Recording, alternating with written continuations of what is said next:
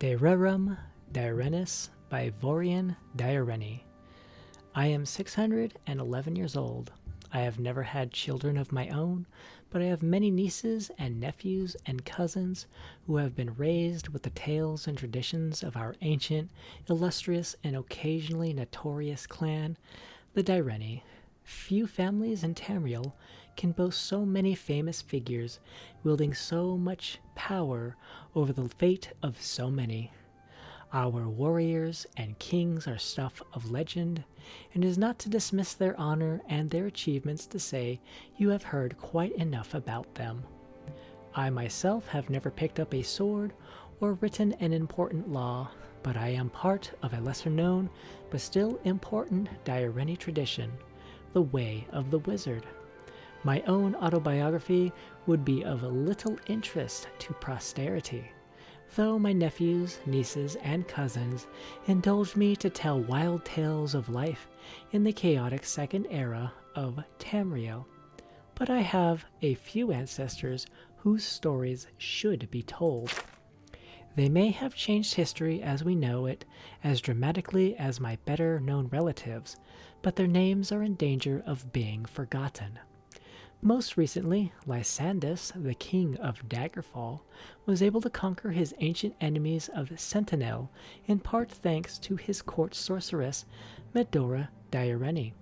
Her grandfather, Javron Deirennis, was imperial battle mage to the court of the Dunmer Empress of Tamriel, Kataria, assisting her in creating peace in a time of turmoil.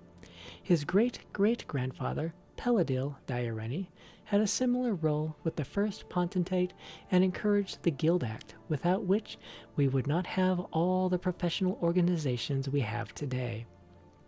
His ancestor, many times back, was the witch Raven Deirennis, who with her better-known cousins Aiden and Riain brought an end to the tyranny of the latter Alessian Empire. Before the Sijiks of Artaeum, it is said, she created the art of enchantment, learning how to bind a soul into a gem and use that to ensorcel all manners of weaponry. But it is the story of an ancestor even more ancient, more distant than Revan, I wish to tell. Asliel Deirennis harkens back to the humble beginnings of our clan in the tiny farming village of Tyrigel, on the banks of the river Kaomas, which was then called the Deiren, hence the family name. Like all on Somerset Isle in those days, he was a simple planter of the fields. But while others only grew enough to sustain their immediate kin, even distant cousins of the Deirennis worked together. They would decide as a group which fields were best for wheat, orchard, vine, livestock, or apiary, and thereby always have the best yield of any farm which worked alone, doing the best as it could with what it had. Asliel had a particularly poor farm for most kinds of agriculture, but small herbs found its stony, loamless, acidic soil very comfortable. Out of necessity, more than anything else, he became an expert of all manners of herbs. For the most part, of course, they were used in flavoring cooking, but as you know, hardly any plant grows on the surface of our world without a magical potential. Even so long ago, witches already were in existence.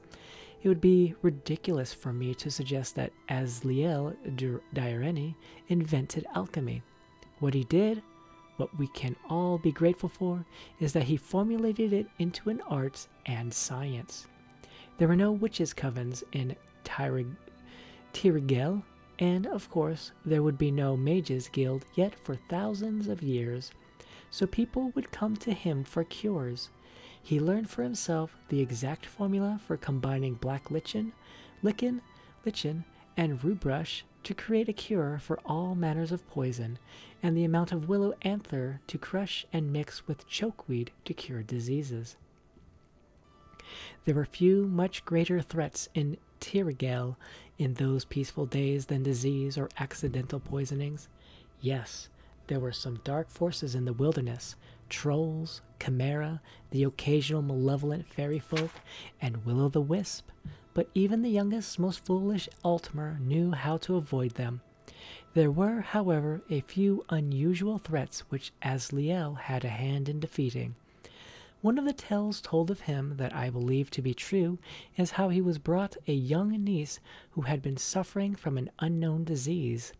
Despite his ministrations, she grew weaker and weaker every morning. Finally, he gave her a bitter-tasting drink, and the next morning, ashes were found all around her bed. A vampire had been feeding on the poor girl, but Asliel's potion had turned her very blood into poison without harming her in the least. If only this formula had not been lost in the mists of history. This would have been enough to make him a minor but significant figure in the annals of early Somerset. But at that point in history, a barbarian tribe called the Lochvar had found their way down the Deiren River and recognized Tyrigel as a rich target for raids. The Deirenni, not being warriors yet, but simple farmers, were helpless and could only flee and watch the Lochvar take the best of their crops, raid after raid. Asliel, however, had been experimenting with the vampire dust and brought his cousins to him with a plan. The next time the Lochvar were sighted on the Deiren, the word went out and all the most able-bodied came to Asliel's laboratory. When the barbarians arrived in Tyrigel, they found the farms deserted and assumed that all had fled as usual. As they set about stealing the bounty, they suddenly found themselves under attack by invisible forces. Believing the Deirenni farms to be haunted, they ran away very quickly. They attempted a few more raids, for their greed would always eventually overpower their fear, and each time they were set upon by attackers who they could not see. As barbaric as they were not stupid, and they changed their mind about the source of their defeat. It could not be that the farms were haunted, because the crops were still being tended and harvested, and the animals seemed to show no fear. The Lochvar decided to send a scout to the farm to see if he could spy their secrets. The scout sent word back to the Lochvar that the Deirenni farms were populated with flesh and blood, entirely visible Altmer. He continued to watch as his barbarian cohorts moved down the river, and he saw the elderly and children flee for the hills, while the able-bodied farmers and their wives went to Asliel's laboratory. He saw them go in, he saw no one come out. As usual, the Lochvar were repelled by invisible forces, but their scout soon told them what he saw happening in the laboratory. The next night, 2 of the Lochvar approached Asliel's farm very stealthily and managed to kidnap him without alerting the rest of the Deirenni. The Lochvar chieftain, knowing that the farmers could no longer count on the alchemist to make them invisible, considered an immediate attack on the farms. But he was a vengeful sort and felt he had been humiliated by these simple farmers. A crafty plan emerged in his mind. What if the Deirenni, who always saw his barbarian tribe coming, for once did not? Imagine the slaughter if no one even had a chance to flee. The scout had told the chieftain that Asliel had used the dust of a vampire to make the farmers invisible, but he was not sure what the other ingredient had been. He described an incandescent powder that Asliel had mixed into the dust. Asliel, of course, refused to help the Lochvar, but they were experts in torture as well as pillage, and he knew he would have to talk or die. Finally, after hours of torture, he agreed to tell them what the incandescent powder was. He did not know the name, but he called it glow dust, the only remains of a slain will-o'-the-wisp. He told them that they would need a lot of it if they wanted to turn the whole tribe invisible for the raid. The Lochvar grumbled that not only did they have to find and kill a vampire to attain its dust, but find and kill several will-o'-the-wisp to get theirs. In a few days' time, they came back with the ingredients the alchemist asked for. The chieftain, not being a complete idiot, made Asliel taste the potion first. He did as he was told and turned invisible, demonstrating that it did truly work. The chieftain put him to work creating more. No one apparently noticed that while he did, he was nibbling on black lichen and rue brush. The Luckvar took the potion as he doled it out, and soon, but not too soon, that they didn't suffer. They were all dead. The scout, who had seen Asliel mixing the invisibility potion, had apparently mistook the glow of the candlelight in the laboratory for an incandescence, which the second ingredient of the invisibility potion did not possess. The second ingredient was actually dull, simple redwort, one of the most common herbs in Tamriel.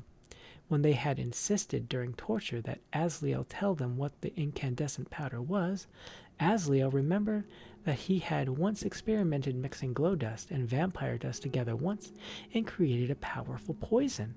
It was simple enough to steal a little redwort from the barbarian's camp, mix that with the vampire and glow dust mixture, and create a potion that was in fact an invisibility poison. After curing himself, he gave the poison to the barbarians. The Luckvar, being dead, never again raided the Deirennis farms, and having no other enemies, they were able to grow more and more prosperous and powerful. Generations later, they left Somerset and began their historic adventures on the Tamriel mainland. Asliel Deirennis, because of his excellence as an alchemist, was invited to Artaeum and became a Sijik. It is not known how many more of the common formulas we know today were invented by him there, but I have no doubt the science and art of alchemy as we know it today would not exist without him. But that is all in the distant past. Asliel's innovations, like my modest ones, like the achievements of the Deirennis throughout history, are but a stepping stone to the wonders which will come in the future. I wish I could be there to witness them, but if I can only share some of the past with the children of Deirennis and the children of Tamriel, then I will consider my life well spent.